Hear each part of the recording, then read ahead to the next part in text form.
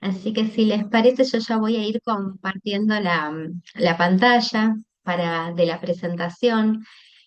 Bueno, como les mencionaba Juan, esta presentación, esta clase de hoy, también es complementario al curso que vamos a dictar acerca también de DBT para trastornos de la conducta alimentaria, donde vamos a ver cómo se trabaja, qué particularidades tiene el trabajo en desregulación emocional con consultantes que también presentan trastornos por atracón, presentan bulimia nerviosa, conductas restrictivas. Y también vamos a aprender en ese curso cómo acompañar las situaciones de crisis, cómo acompañar y qué hacer frente a algún consultante que presenta que quiere terminar con su vida, que está en una situación de crisis. Así que todo lo que vamos a ver hoy va a ser complementario y nos suma a lo que vamos a ver luego en el curso en el mes de agosto. Que cualquier cosa le consultan a Juan sobre los detalles. Bien, arrancando un poquito con la presentación. Bueno, tengan en cuenta esto, que estar al lado de alguien con trastorno de la conducta alimentaria y con desregulación emocional puede sentirse un poco como caminar en una cuerda floja, ¿no? Algo que le pasa mucho a las familias es esto de querer ayudar, pero a veces todo lo que hacen parece que empeora aún más la situación, ¿sí? Piensa en esto, que las formas que comemos determinan gran parte de nuestro estilo y nuestra calidad de vida en definitiva. Y cuando existe una perturbación en relación a la comida, el impacto en el ambiente familiar va a ser muy relevante. Toda la familia, toda la casa sufre y todo el funcionamiento familiar se altera, ¿no? No solamente el espacio alimentario en particular. Entonces, con el tratamiento lo que vamos a intentar es que el cambio no sea solo de las conductas problemas que trae el consultante a sesión, sino también de las conductas problemas que empiezan a ocurrir en la casa.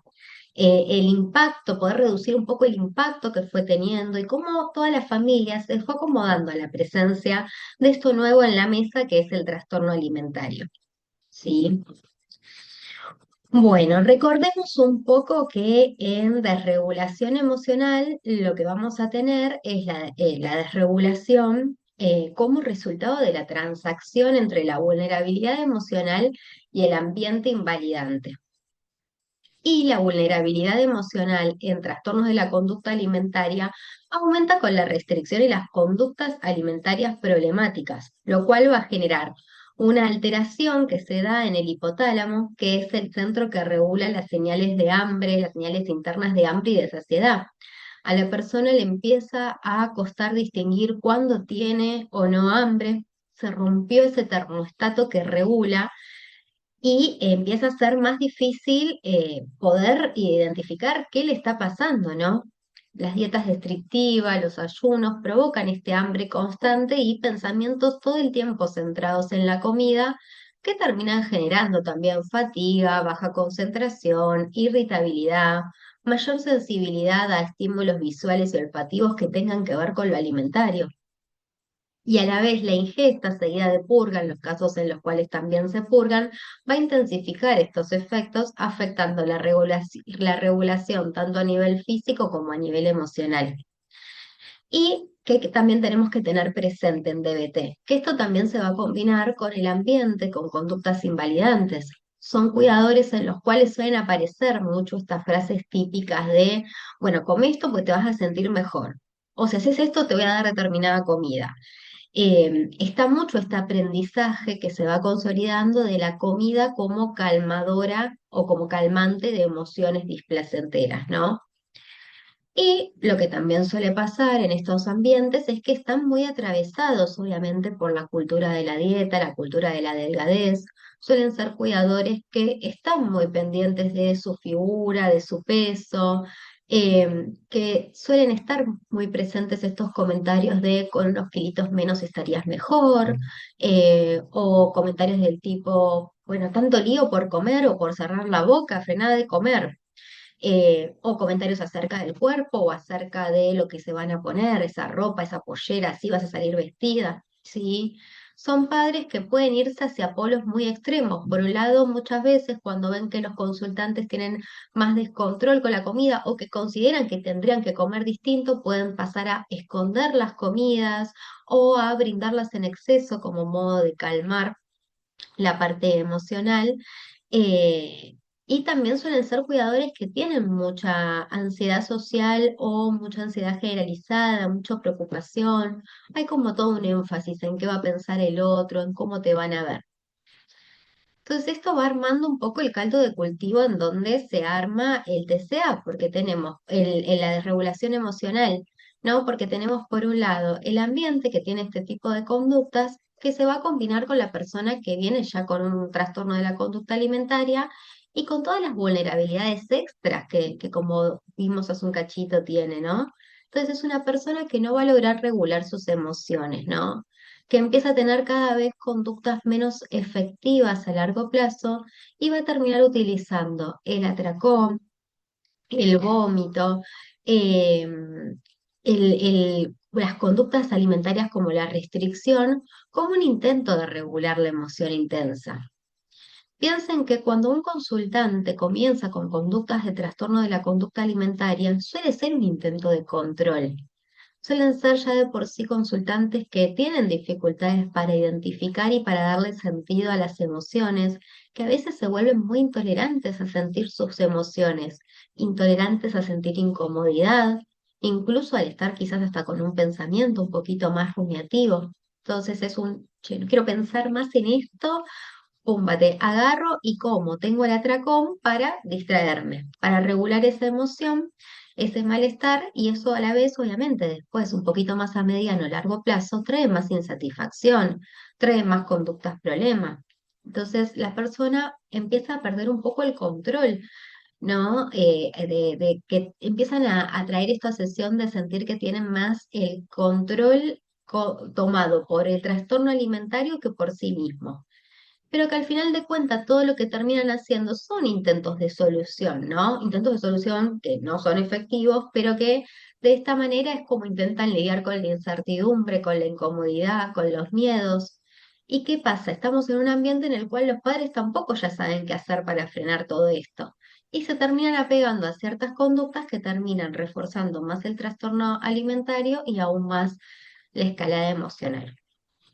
Bien, esto como para darles un poco de contexto de, bueno, de cómo están, a cómo llegan estos cuidadores, en qué ambientes aparece, ¿no?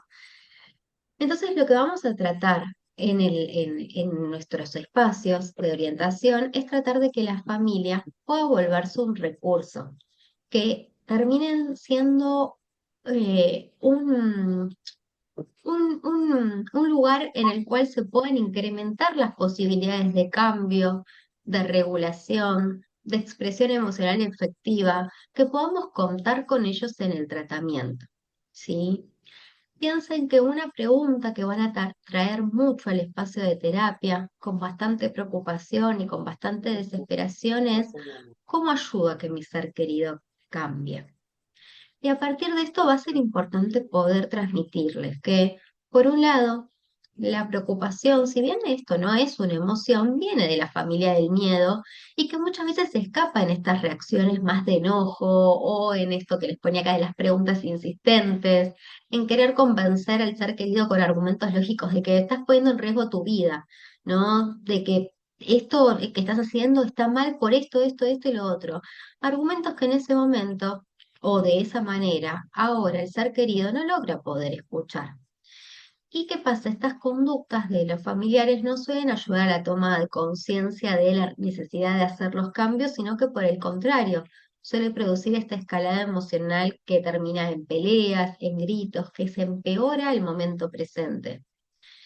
Lo que sí va a ayudar es poder mantener abiertos los canales de comunicación, que si en algún momento los familiares se sienten sobrepasados o frustrados, que puedan empezar a tener sus propias estrategias de autorregulación que les vamos a ir enseñando en los espacios de orientación.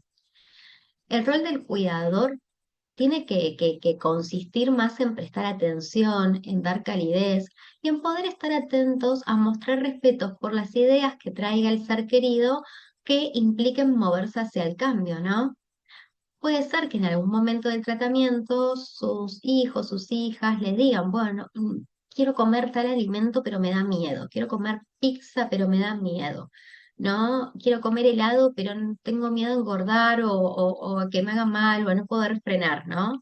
Entonces ahí es cuando van a tener esa oportunidad de poder escuchar, de poder validar, de poder correrse del criticar y de empezar a hablar, bueno, espera, quizás necesitamos hacer alguna consulta para que esto no te pase.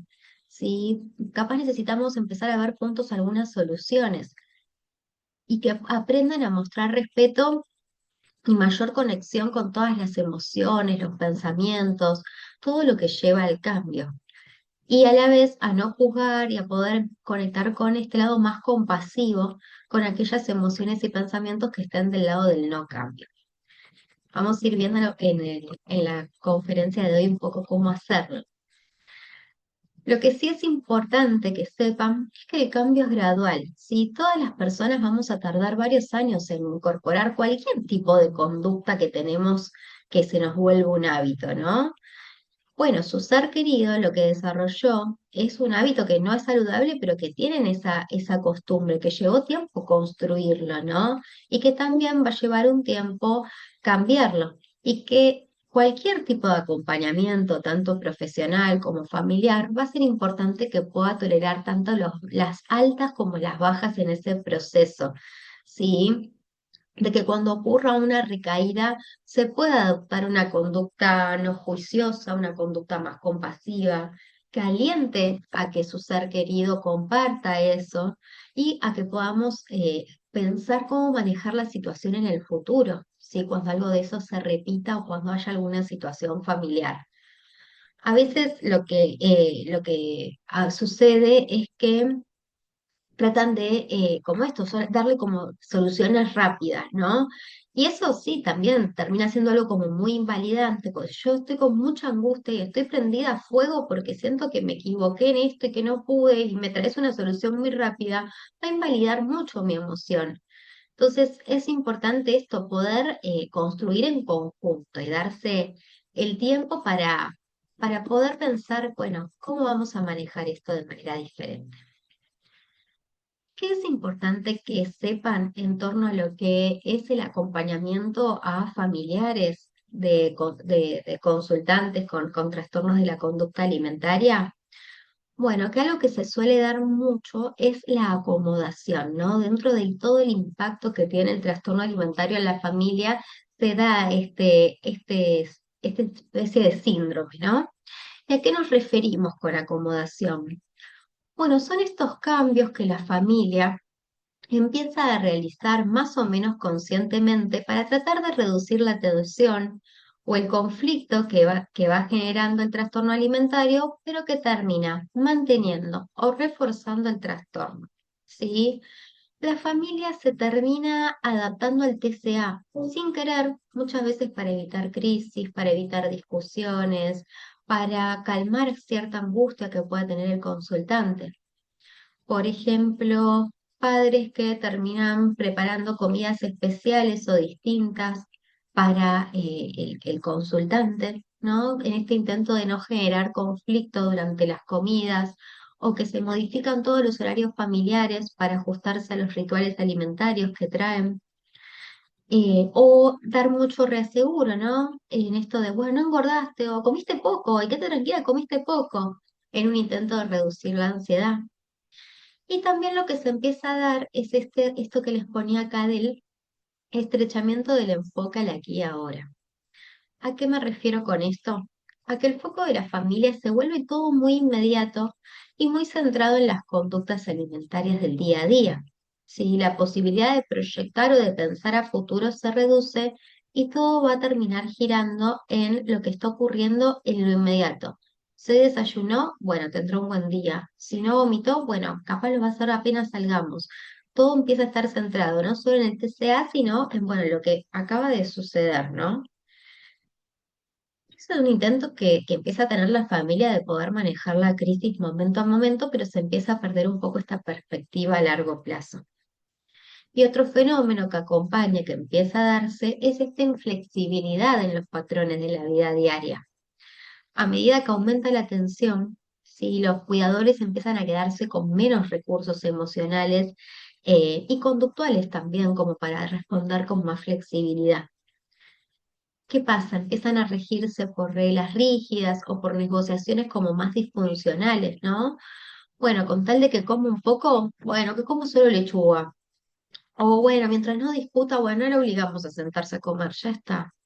Sí, estas concesiones que empiezan a darse alivian la ansiedad inmediata, dado que quieran o no, la inflexibilidad es una forma también de control frente a la incertidumbre, pero también termina reforzando mucho el TCA.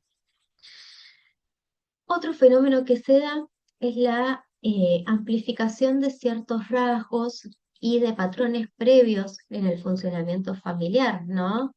Bajo estrés, la familia tiende a reactivar modos de funcionamiento mucho más primitivos o automáticos. Aquello que quizás en algún otro momento estaba más moderado se termina amplificando, ¿no?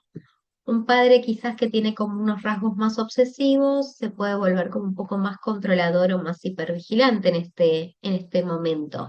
O un miembro que tenía más tendencia a la desregulación suele empezar a tener más estallidos de ira, como que todos los diferentes estilos de afrontamiento se van a hacer más visibles.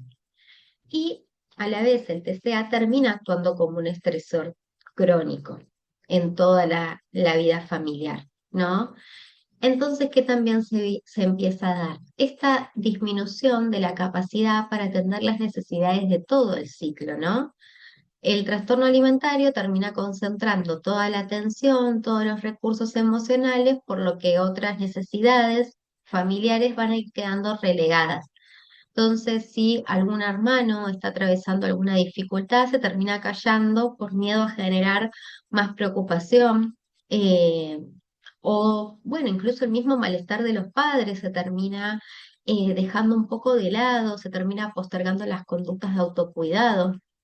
Es como el famoso el horno no está para bollo, entonces, nada, esto se empieza a convertir en una regla donde se termina acotando mucho el lugar que tienen otras personas que no son el paciente y otra cosa que no sea el trastorno alimentario.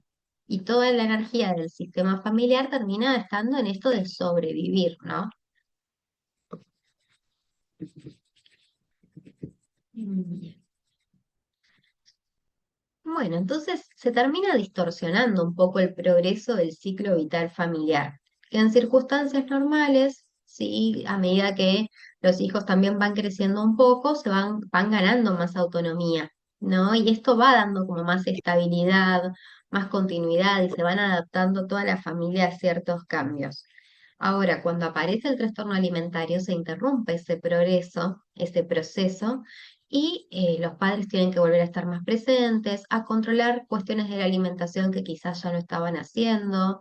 Si estamos hablando de un adolescente, toda la autonomía se ve más restringida y surge un duelo por la pérdida del curso esperable del desarrollo familiar, ¿no? Es muy común que los padres traigan a la consulta estas ideas de, bueno, nosotros pensábamos que a esta altura íbamos a estar más tranquilos, que nos íbamos a poder ir de viaje, que no teníamos que estar todo el tiempo en la casa, que quizás sí pensábamos que íbamos a poder soltar un poco el cuidado y tenemos que estar más presentes que nunca. Entonces va a implicar toda una reconfiguración temporal del rol parental, ¿no? Y vamos a necesitar nosotros como terapeutas poder ayudarles a reconocer y aceptar este duelo, ¿sí? Sin perder de vista que obviamente nuestro objetivo va a ser que se retome el curso del desarrollo familiar apenas la situación lo permita. Algo que también se suele dar es la pérdida de agencia, la pérdida del sentido de agencia, ¿no? ¿Por qué? Porque todos estos factores que les venía contando, esto del estrechamiento del enfoque, la rigidez, la sobrecarga emocional, este desbalance de los roles, van a conducir a que la familia empiece a experimentar una sensación de impotencia, ¿no? Como esto de, bueno, nada de lo que hacemos alcanza. El trastorno alimentario maneja la casa. Y esta pérdida de agencia es uno de los efectos más debilitantes, porque la familia deja de percibirse como capaz de poder influir positivamente en la recuperación, ¿no? Entonces, parte de nuestro trabajo va a ser poder restaurar algo de esta agencia familiar, ayudando a los padres a recuperar la confianza en su capacidad de guiar, de poner límites, de sostener, sin ceder frente al trastorno alimentario. Vamos a necesitar poder pensar cómo vamos a establecer el programa de tratamiento para que no sea que el equipo o el terapeuta sea el que diga sí, no todo el tiempo, ¿no? Porque si no termina el tratamiento y tampoco saben qué hacer. Eh, los padres pierden mucho esto cuando aparece el TCA, ¿no? Entonces, bueno, puede ser que si ya llegan a nuestra consulta así, agarremos un poco las riendas de la situación y organicemos, ¿no? Vamos a hacer un equipo que demuestre expertise, porque es lo que necesitan, pero tener en claro que desde el comienzo vamos a ir por este camino de volver a empoderar a la familia. Vamos a tratar de corrernos de dar todas las respuestas y ayudarles a pensar y plantearnos desde el lado, bueno, nosotros podemos ser expertos en trastornos de la conducta alimentaria, pero vos sos experto en tu familia. A mí me ha pasado de que trabajando con una consultante con TCA y desregulación emocional me hayan llamado para ver si la mamá, para ver si la chica se podía tener el pelo, ¿no? Y son decisiones que tienen que poder volver a tomar y esto, ciertas reglas en la casa que se van perdiendo. Bueno, entonces, nada, el trastorno alimentario termina generando este impacto directo que estamos viendo en la familia, altera la rutina, va a provocar ciertos sentimientos de miedo, de culpa, de ansiedad, todos estos factores que, como hablábamos, actúan como estresores, que modifican la dinámica familiar y que obligan a todos los miembros a tener que adaptarse a una nueva situación, ¿no? Y que el estrés que empieza a surgir es tanto por el ciclo familiar, ¿no? Esto de la autonomía que se pierde, la vida social, como por la presencia también de todas las situaciones que tienen que directamente ver con el TCA que termina interfiriendo en la vida cotidiana, ¿no? Entonces, ¿qué pasa? La familia, intentando aliviar algo de este malestar, como hablábamos, empieza a acomodarse a los síntomas y terminan obedeciendo esto como a reglas obsesivas del trastorno alimentario acerca de cómo comer o qué comer, respecto a las conductas de control de peso. Bueno, terminan participando también los mismos familiares de muchos de estos rituales en torno a la alimentación, de bueno, de cómo cocinar, de cocinar sin aceite, sin condimentos, de cortar la comida muy chiquita o de poner la comida que no se junte ciertos alimentos, como muchos rituales, ¿no? Que si bien esta acomodación es una estrategia para reducir el conflicto, termina teniendo muchos efectos contraproducentes porque refuerza los síntomas, dificulta el tratamiento, organiza toda la vida en torno a la enfermedad, ¿no? Y también empiezan a surgir ciertas emociones a raíz de esto en los familiares, como la culpa, muchas veces se sienten culpables por no haber podido prevenir la enfermedad, la ansiedad, el miedo, ¿sí? Incluso ante la salud en ciertos casos, la frustración, el enojo, cuando todos los intentos de ayuda terminan fracasando. Obviamente que estas emociones van a aumentar el conflicto, van a perpetuar el ciclo del TCA, manteniendo los síntomas. Y esto es todo un ciclo que una y otra vez se retroalimenta. Cuanto más se adapta la familia para aliviar el conflicto, más se termina perpetuando el trastorno. Bien. Y esto es un poco más, yendo un poco más en detalle a cuáles suelen ser las reacciones comunes cuando aparece el trastorno alimentario. Bueno, esto de pueden pasar de negar, ¿no? De no reconocer la gravedad del TCA, a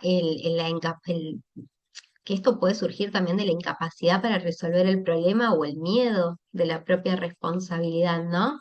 Que puede derivar en paralización o en dificultad para poder actuar de manera efectiva. Suele llevar a la angustia, al miedo, la familia se siente desbordada. Temen esto, como les decía, por la salud, por la vida. Eh, Lleva mucha consternación y pelea, porque empiezan a aparecer muchos conflictos, sobre todo en el horario de la comida, ¿no?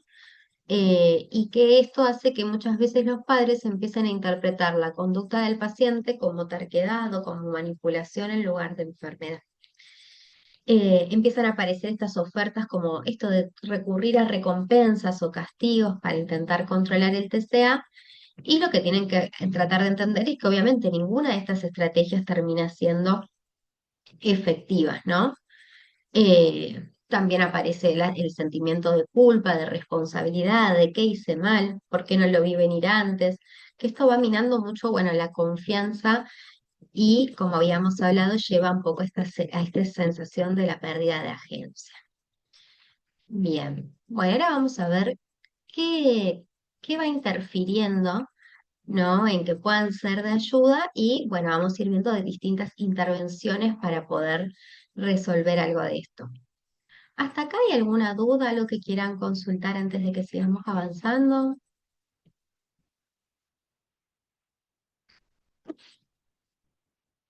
Bien. Bueno, cualquier cosa me dicen o pueden escribirlo por el chat o se desmutean, no hay ningún tipo de problema. Bien. Bueno, ¿qué puede estar interfiriendo en que la familia pueda ser de ayuda? Bueno, primero en principal, puede ser que sea él tener información errónea de lo que está pasando, ¿no? Entonces confunden lo que sucede con que sea un capricho o que sea un manejo de parte del familiar. Otras veces lo que puede estar interfiriendo son, bueno, esto, las escaladas, la- las, las propias emociones, ¿no? Y las del ser querido también. Entonces, para esto vamos a necesitar que puedan entender y regular las propias emociones para frenar este obstáculo o para sortear este obstáculo. Otras veces lo que suele pasar es que no entienden las emociones, ¿sí? Entonces vamos a trabajar en que aprendan qué y cómo validar. Otras veces es el propio patrón alimentario de algún integrante de la familia lo que puede interferir. Y esto también es importante que aprendan a observarlo, tanto nosotros como profesionales, como cada quien, cada familiar, y que aprendan acerca de cómo funciona el modelado. Y otras veces lo que interfiere de poder ser de ayuda son las mismas soluciones que vienen intentando. Entonces ahí vamos a enseñarles algunas habilidades de modificación conductual y de cómo funcionan los principios de aprendizaje. Bien. Bueno, frente al primer obstáculo, que es la falta de información, ¿qué es lo que vamos a hacer? Bueno, psicoeducar, ¿no?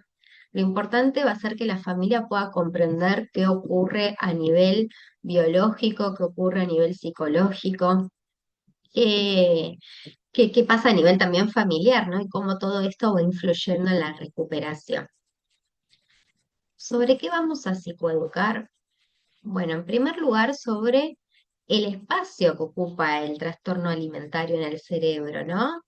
Cómo el trastorno cuando aparece va a dominar toda la atención y que el cerebro queda ocupado constantemente por pensamientos sobre comida, sobre peso, sobre el control, ¿no? Y que esto inevitablemente va a afectar otras áreas de la vida. eh, Cómo la persona puede perder interés o abandonar otras actividades importantes si esto es lo que está constantemente en su cabeza. Y va a ser clave que le podamos mostrar esto, qué le ha quitado el TCA a esa persona, porque esto también nos va a servir como gancho para involucrarlos en el tratamiento. Esto tanto al consultante como a la familia, ¿no? Poder explicarles que muchas veces, no sé, las dificultades que empiezan a surgir de las dificultades para concentrarse en la escuela, por ejemplo, está relacionado con efectos cognitivos que tiene la misma restricción alimentaria, que no es falta de voluntad. Después también vamos a psicoeducar sobre el impacto de la inanición en los casos en los que haya inanición, ¿no? Que puedan ir relacionando lo que les vamos contando con la experiencia de sus hijos. Eso siempre, busquen que puedan engancharlos con ejemplos, que se sientan identificados. Y vamos a psicoeducar sobre todo esto, que las cosas que tengan sentido, que le pasen a ese consultante o a esa familia. Adaptamos las psicoeducaciones a cada caso. si hay casos de inanición, vamos a hablar de los efectos físicos del bajo peso, de cómo esto genera fatiga, cómo puede generar hipotermia, cómo si hay amenorrea esto impacta en el desarrollo óseo y lo peligroso que esto termina siendo no solo por el riesgo de fractura, sino porque cuando los huesos empiezan a aparecer o casos de osteopenia o osteoporosis, no se recuperan, ¿no? Como en el trabajo, si están trabajando con consultantes y sus parejas, cómo también impacta en el interés sexual el trastorno alimentario, los efectos cognitivos que tiene, cómo se reduce, bueno, la concentración, cómo empieza a haber alteraciones en el estado de ánimo, cómo se vuelve más irritable la persona con hambre, cómo está más ansiosa, ¿sí? Y también le podemos contar, por ejemplo, de el experimento de Minnesota, sí, que es este experimento que en YouTube hay muchos videos acerca del tema, de cómo cuando personas sanas son sometidas a inanición, desarrollan los mismos rituales con la comida, la misma ansiedad, las mismas alteraciones físicas y emocionales que observamos en los consultantes con trastornos de la conducta alimentaria. Y que la idea es mostrarle esto, que no es falta de voluntad o culpa del paciente, sino que hay muchos efectos que son consecuencias directas de la inanición, ni siquiera del bajo peso, sino ya de la misma inanición, ¿sí? Eh, y que obviamente sin la ingesta adecuada, la cognición y la atención no funcionan bien. Por eso vamos a necesitar priorizar, regular la alimentación antes que cualquier otra cosa en el tratamiento. Bien. Bueno, esto es un poco lo que le decía recién. Y bueno, también sobre lo que vamos a necesitar psicoeducar es esto de enseñarle a los padres cómo acompañar la realimentación en casa, ¿no? Por ejemplo, a poder usar herramientas de distracción cuando hay comportamientos más restrictivos, ¿no? Que puedan aprender a charlar mientras se come, a jugar, a ver películas, ¿sí? Que puedan evitar caer en las conductas de chequeo o las conductas de evitación. Tenemos que enseñarles esto y para eso tenemos que saber y obtener información acerca también de cómo es el momento de la comida, ¿no? Tenemos que enseñarles también sobre los rasgos de personalidad, cómo hay ciertos rasgos de personalidad que predisponen a un trastorno alimentario, ¿no? El perfeccionismo, el grado de obsesividad, la rigidez, que estos rasgos preexisten en el TCA y que no son culpa del paciente, ¿no? Enseñarles la multideterminación del TCA, que también sirve cuando hay familias que sienten como mucha culpa, que puedan entender cómo se arma un TCA. Que hay factores que predisponen, como los socioculturales, los ideales de delgadez, eh, hay ciertos factores familiares, ¿no? Bueno, la rigidez, la sobreprotección, la invalidación, la alta exigencia, pero que también hay factores, y hay algo del temperamento con el que viene esa persona que va a impactar. Después que hay factores que desencadenan, bueno, ciertas crisis vitales, bueno, situaciones traumáticas, cambios grandes como cambios de escuela, mudanzas, etcétera. Y básicamente el inicio de algún tipo de dieta suele ser el factor más común que encontramos en el desencadenante de un trastorno alimentario. Y explicarles que hay factores que perpetúan, como bueno, ni hablar el circuito de restricción, atracón, purga, las conductas de chequeo, los rituales, la evitación. Bien. Todo esto vamos a ver que es importante enseñarles a esta familia en particular. Una vez que, bueno, si notamos que sorteamos el obstáculo de la falta de información, otro de los grandes obstáculos que podemos encontrar son los comentarios invalidantes, ¿no? eh, y cómo esto refuerza el TCA. Por eso vamos a necesitar entrenar a la familia a cómo responder frente a ciertas situaciones. Por ejemplo, las conductas de chequeo que puedan llegar a tener. Esto es muy común.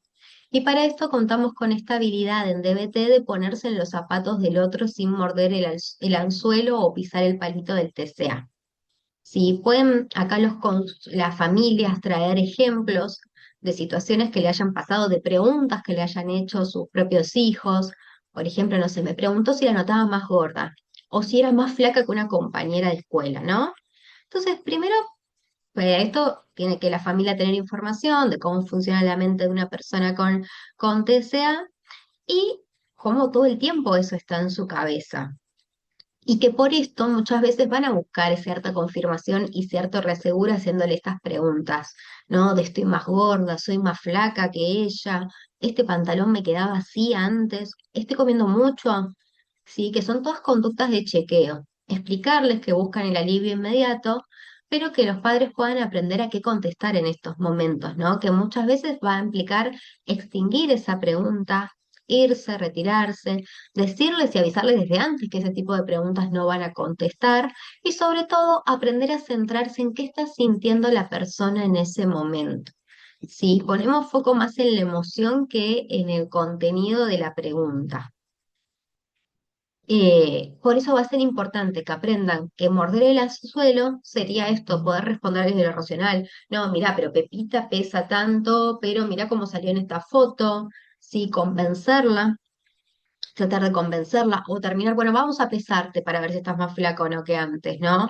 O ponerse de ejemplo, de bueno, pero mira cómo como yo, mira lo que comes vos, ¿no? Y que aprendan a empezar a ponerse en los zapatos del otro.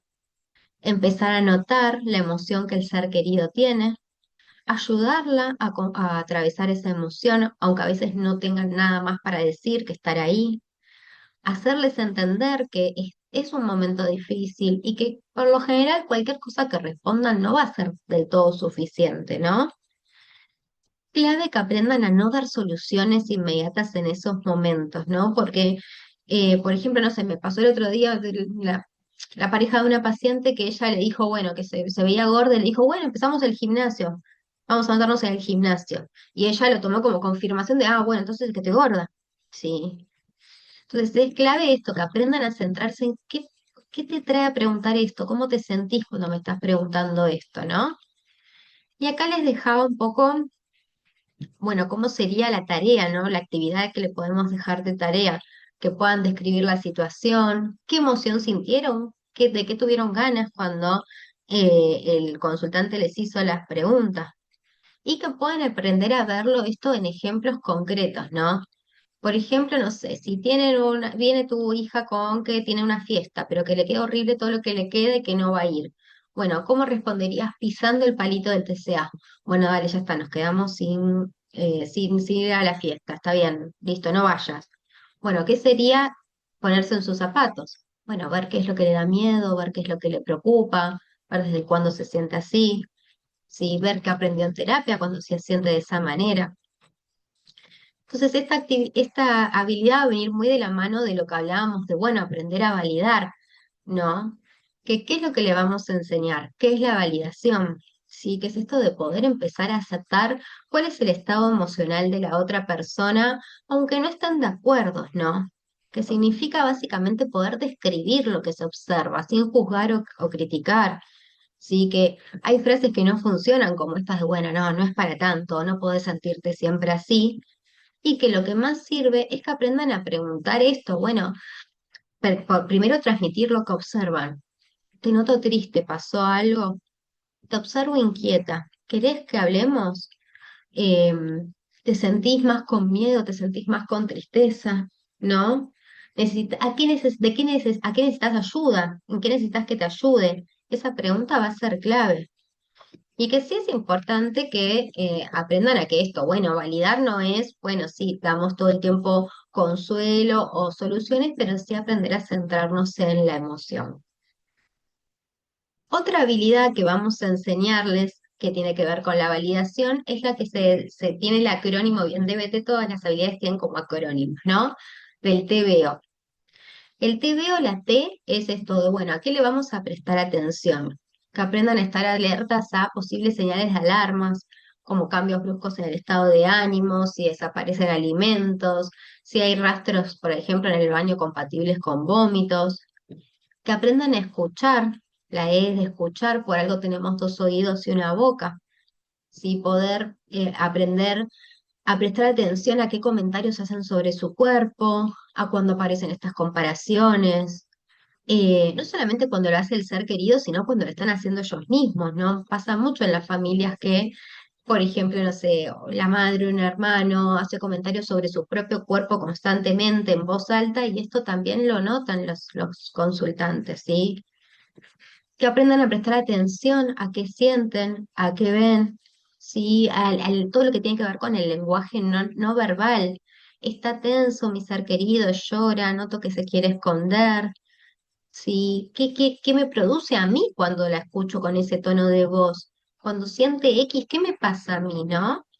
Aprender a ver qué quiere decirme y qué me genera a mí ese sufrimiento de mi ser querido.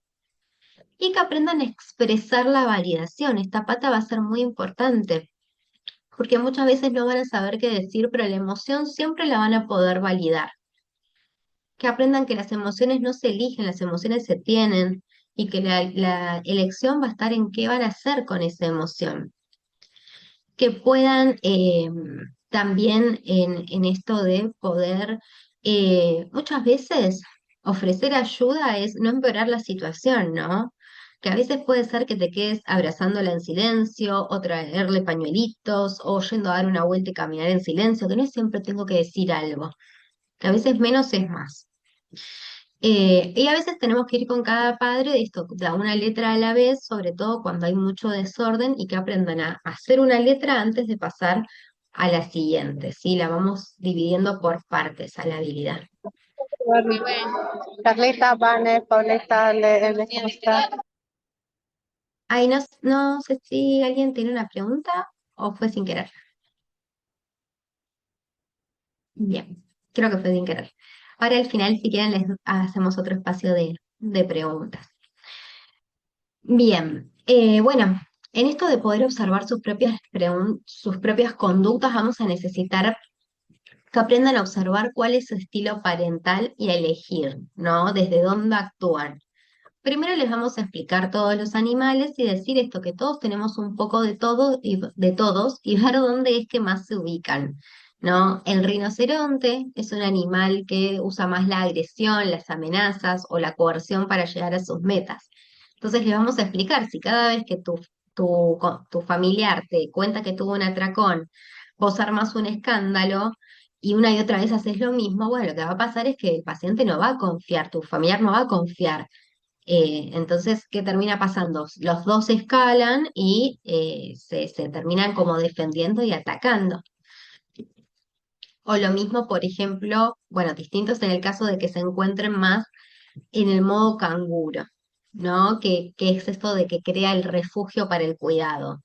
Esto es más cuando un ser querido con TCA está en pasividad y activa, en esto de buscar que el otro le resuelva, y los padres quieren bloquear como toda consecuencia que puede tener, entonces no paran de resolverles, están como muy en un polo de sobrecontrol, como que lo quieren meter en la bolsita del canguro. En el estilo avestruz van a estar más, como más en esto de ignorar los problemas, ¿no? De normalizar un montón de conductas, decir, bueno, esto es algo de la edad, esto ya va a pasar y listo, no hacemos nada con lo que está pasando.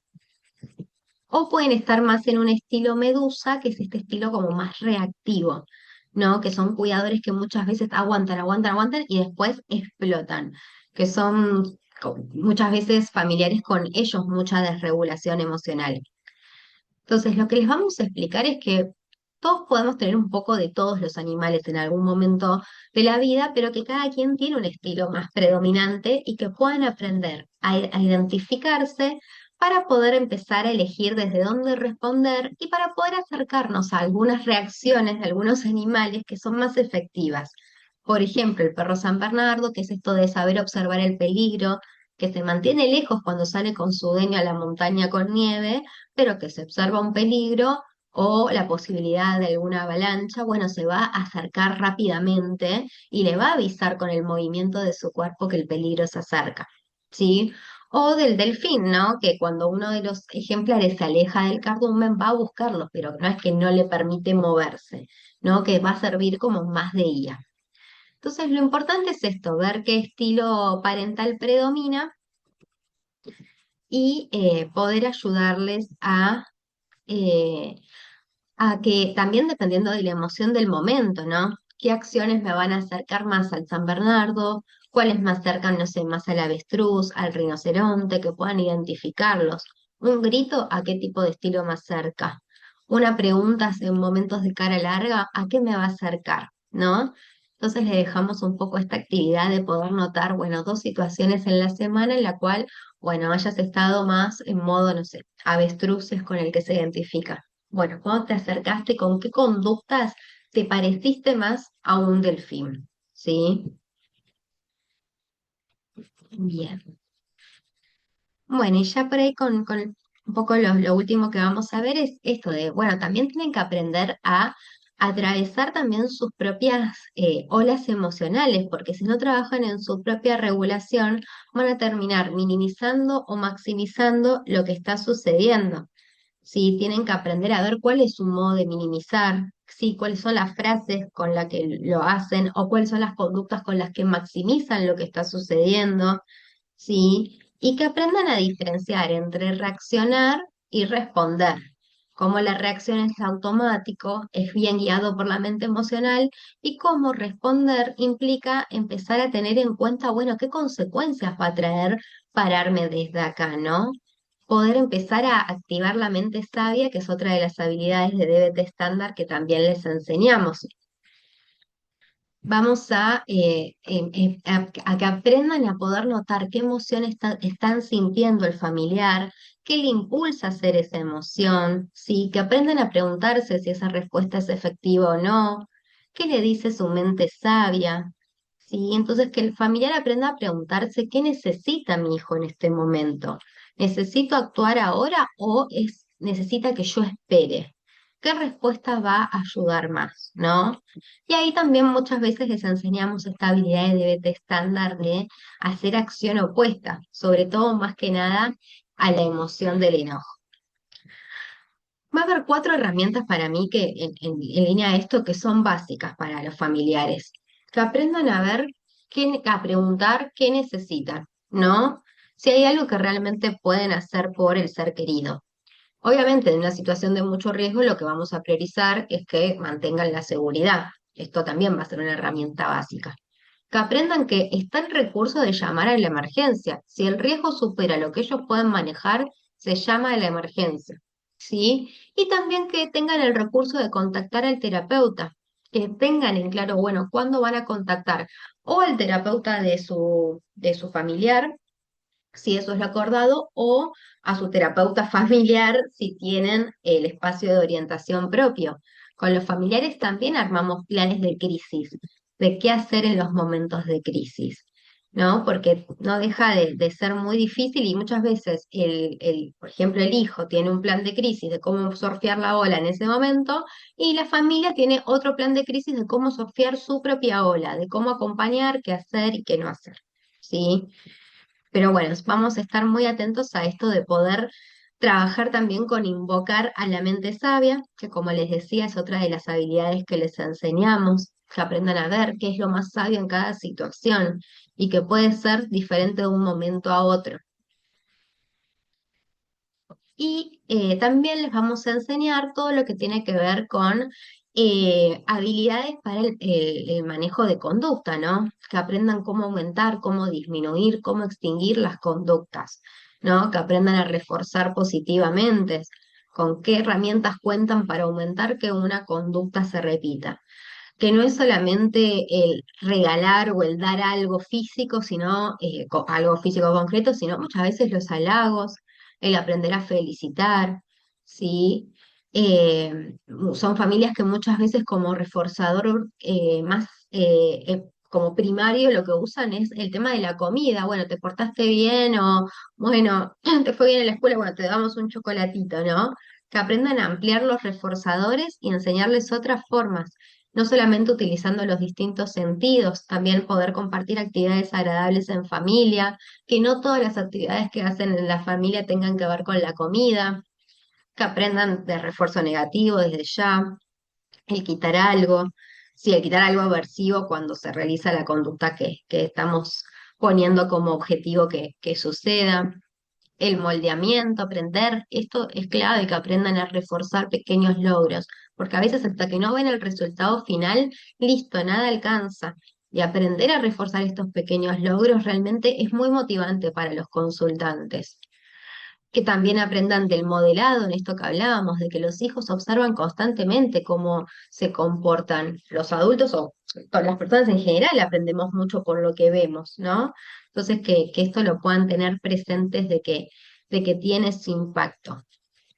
También les vamos a explicar acerca de las explosiones conductuales, ¿no? Cuando estamos trabajando en extinguir y vamos a retirar ciertos reforzadores que mantienen una conducta, probablemente lo que va a pasar es que al principio va a aumentar esa conducta antes de disminuir y que esto siempre lo tengan presente y que pues, ahí tengan también la familia, bueno, cómo vas a actuar cuando estas explosiones sucedan. ¿Sí?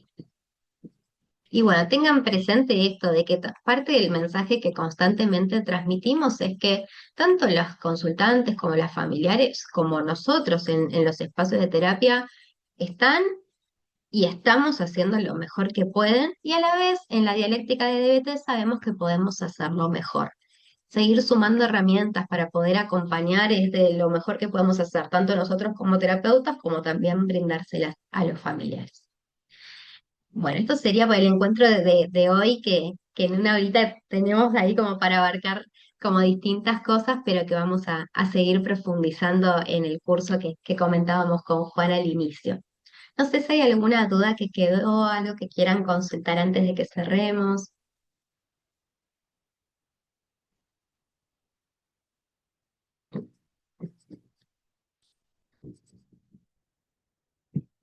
Florencia, yo tengo una duda, en todo caso, si por ahí que de repente van preguntando, van viendo de repente, se van motivando a querer preguntar, por ahí que tengo una duda, ¿no? De repente se puede ir desarrollando. Mira, entiendo de que dentro del modelo del DBT un tema importante es el proceso de la validación emocional, tema de la Ujú. validación. Es un tema, es un término que siempre escucho constantemente en DBT. Yo no soy especialista Sí. en DBT, me dedico más a la terapia sistémica y las terapias humanistas, pero hay muchas cosas que se coinciden en realidad, desde el temas filosóficos, algunos aspectos epistemológicos. Sin embargo, la pregunta era en relación a la familia con adolescentes que presentan esto de los trastornos de conducta alimentaria. ¿Hasta qué punto la familia puede, con buenas intenciones, puede volverse también una barrera para el proceso de recuperación de un paciente que presenta trastornos de conducta alimentaria, tomando en cuenta que se tiene que elegir entre validar ciertos comportamientos o establecer límites claros que pueden colocar o pueden ponerlo en una dinámica de riesgo dentro Ujú. del proceso terapéutico? Me Es preguntaba un que esa es poquito clave esto. en LP, en DBT, de que en realidad lo que siempre se valida son las emociones, no necesariamente los comportamientos. Y esa es la diferencia. Muchas veces uno puede validar la emoción del consultante, que sienta miedo, que sienta enojo, que sienta vergüenza, y a la vez poner el límite en esto que vos decías frente, bueno, sí, yo entiendo que vos te sientas angustiado y te cortes. Y a la vez bueno, necesito que me des, no sé, la maquinita de afeitar con la que se corta. El límite igual se pone. En lo conductual el límite va a estar. En todo caso, lo que se enseña es a esto de, bueno, poder observar la emoción, poder expresar esa validación, pero manteniendo los límites que también los ponemos nosotros como terapeutas, ¿no? En esto también de tener nuestros propios límites personales. Pero DBT trabaja mucho con esa dialéctica entre sí, la validación y a la vez los límites y que van a estar en lo conductual, ¿no? Eh, y de que esto, estás en una situación de riesgo, bueno, los pasos a seguir son estos. Yo entiendo que no te guste, entiendo que te sientas incómoda y a la vez vamos a llamar a la guardia igual.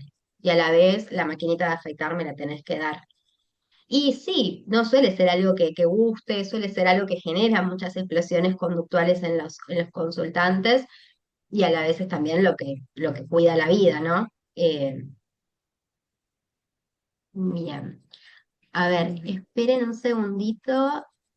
Bueno, Genial. Karen quería volver a los ejemplos. Bien, con respecto a los ejemplos, es esto de que, a ver, hay como distintas formas de actuar que los podemos relacionar con distintos animales, como para hacerlo más metafórico. Podría ser animales o pueden hacerlo con otra cosa que ustedes se les ocurra para adaptarlo en esa orientación. El rinoceronte tiene que ver más con estos familias que usan más las amenazas, la coerción, el castigo, tiende a relacionarse con esos estilos parentales. El canguro se relaciona más con la sobreprotección. La avestruz con ignorar más los problemas, con meter la cabeza abajo de la tierra y hacer de cuenta que no existen, con la negación, ¿sí? La medusa tiene que ver más con con estos padres o con estos cuidadores más reactivos, ¿sí? Que explotan frente a ciertas situaciones y que por ahí venían recalmados y de repente, túngate, explotan, ¿sí? Ay, perdón, es una moto. Y el perro San Bernardo o el delfín se tiene que ver más con estos padres que estos estilos parentales que dan el espacio, pero que frente a una situación de riesgo, de alerta, bueno, van a marcar de, che, me preocupa esto, o che, te noto de tal forma, ¿sí? Pero básicamente los diferentes estilos se diferencian en eso. No sé si ahí te quedó más claro, Karen.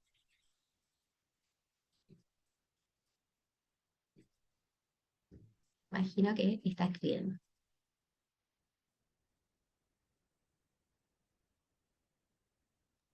Bien. Mientras voy respondiendo a Sabina, así no nos extendemos tanto del tiempo que ya estamos un poquito pasados. Sabina dice, ¿cómo hacer acción opuesta con el miedo a engordar a un adolescente con anorexia? Bueno, esto tiene que ver más con el tratamiento en terapia individual de BT y no con la reunión de hoy.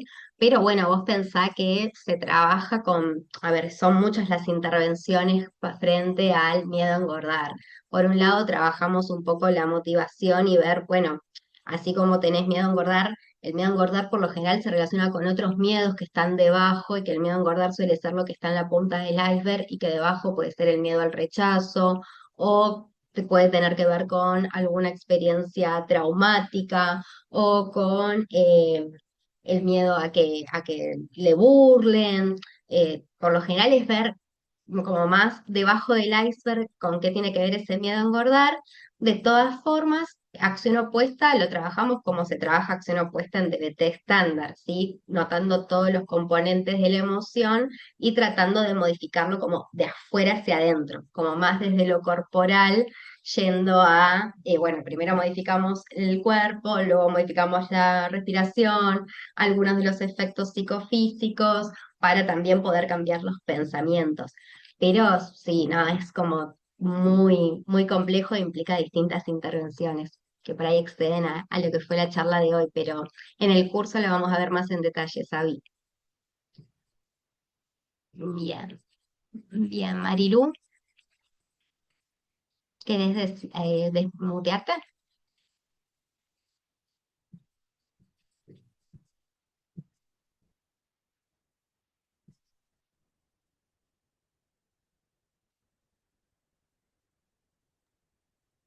No escucho yo. Marilú, te he desmuteado para que puedas compartir, para que puedas hablar tu consulta.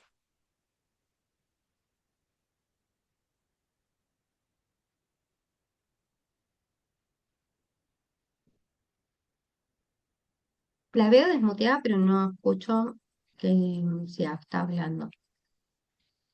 Ahí creo que se muteó, Aló, quizás fue...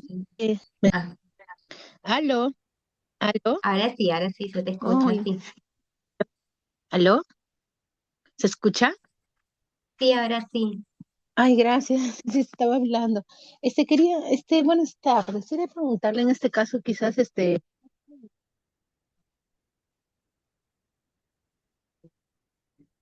Ahí se dejó de escuchar. ¿Querés escribir tu mm, pregunta en el chat? Porque quizás estás con algún problema de conexión que hace que no se te escuche de manera fluida.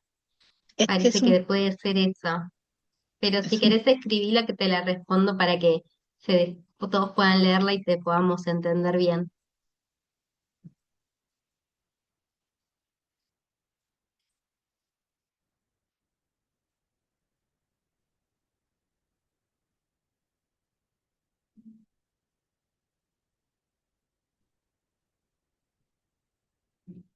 Bien. Si les parece, igual con la pregunta de Marilu ya cerraríamos si es que estás escribiendo, que imagino que sí.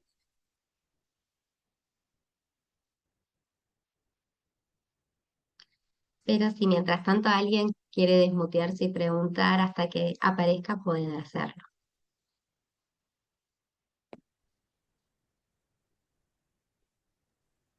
Creo que ya buenas tardes. Bueno, no pude Hola. estar desde un principio por alguna razón. No sé si tocaron. Muchos dicen que los problemas de alimenticios como la anorexia, la bulimia, tienen que ver con la relación con sus padres, sobre todo con la madre, ¿no? Entonces, no sé, quisiera que de repente algo pequeñito, ¿no? ¿Tiene que ver con eso o hay otras situaciones por el cual hay un desencadenante en ese sentido? Mira, los trastornos de la conducta alimentaria en realidad son cuadros que son multicausales, ¿sí? No tienen que ver con solamente la relación con la madre ni con ningún miembro de la familia. Tiene que ver con factores predisponentes que tienen que ver más con el temperamento, con que la persona viene, ¿sí? Con esto, con ciertos rasgos de personalidad más perfeccionistas, más obsesivos, más rígidos, que se combinan con factores familiares, sí, que puede ser, hay familias muy sobreprotectoras o de que hacen muchos comentarios acerca del cuerpo o que ponen mucho foco en el control o en premiar a partir de la alimentación. No se relaciona con un solo miembro familiar, sino con funcionamientos familiares más generales que interactúan con un sistema social en el cual sí estamos frente a una cultura dietante, frente a una cultura que exalta los ideales de belleza, de delgadez, de juventud, y eso también impacta, pero que es la mezcla entre esto, los factores individuales con los que viene la persona, los factores familiares, los culturales, sumado a que tiene que haber también esto, algún factor desencadenante y que después empiece con las conductas de TCA que mantienen los cuadros que vos mencionás de anorexia, bulimia y demás. ¿Influye lo familiar? Sí. ¿Se relaciona solo con las madres? No. Lo que pasa que muchas veces se termina relacionando con las madres porque, bueno, en culturas más machistas y demás, muchas veces fueron quienes estuvieron más presentes en los cuidados de los hijos y demás, entonces se terminó armando un poco esa relación, pero no, puede ser a partir de esto. Hay un montón de personas que están en la misma cultura y no desarrollan un TCA porque tienen otros factores a nivel individual o porque tienen otros factores a nivel social, y es un poco como a nivel personal, a nivel familiar, pero es un poco como la interacción entre todos los distintos componentes. No es algo directo de, bueno, porque mi mamá hace esto, yo voy a tener un TCA. No alcanza. Eso es requisito que haya algo de lo familiar y por lo general sí, pero no es suficiente. Sí. Es un ingrediente más para que se arme toda la receta, Muchas pero no es gracias. exclusivo de la relación con las madres. No, por favor. Muy amable, gracias. No, por favor. Bueno. No, escribió, no vi si, no me apareció la pregunta de Marilu, pero bueno, quizás es por esto del problema de conectividad. Cualquier cosa, si quedó alguna duda y quieren, me pueden escribir por las redes o al mail, con eso no hay problema, ¿sí? Bien. Así que bueno, si les parece cualquier cosa, ya tienen mis datos y me pueden contactar también por las redes sociales. Y bueno, obviamente vamos a ver todo mucho más en detalle, sobre todo los tratamientos a nivel individual, como esta pregunta que hacía Xavi en el curso de DBT para TCA. Sí, bueno, les mando Muy bien. un beso Gracias, enorme. Un gusto Florencia. haber estado hoy acá. Sí, muchas gracias, Florencia, por haber participado en esta conferencia. Agradecemos mucho tu tiempo, tu precisión metodológica que has tenido y didáctica durante esta conferencia. También pueden escribir algunos comentarios o algunas reacciones también aquí en el chat. Les pedimos también, antes de que te vayas, Florencia, tomarnos una foto con todo el grupo, si pueden prender sus cámaras, las personas que puedan, para poder tomarles aquí una fotito grupal. Y en cuanto al tema del curso, les vamos a enviar la información detallada o ya les estamos enviando a través del grupo de WhatsApp grupal que tenemos. Así que cualquier duda, cualquier consulta, ustedes pueden hacerlo también a través de ahí. ¿Sí? A ver, prendemos nuestras camaritas para poder tomarnos la foto final. Listo, a ver, vamos a tomar. ¿Sí? Ok, a ver. Una, dos y tres. Ahí está. Bueno, Listo. un gusto enorme y cualquier cosa me escriben porque sé que seguramente hayan quedado dudas, pero bueno, con cuestión de tiempo ya estamos medio pasaditos, así que para quedar ahí pendientes, pero me escriben por privado, cualquier cosa. Les mando un beso enorme, muchas gracias. Gracias, gracias a ti también.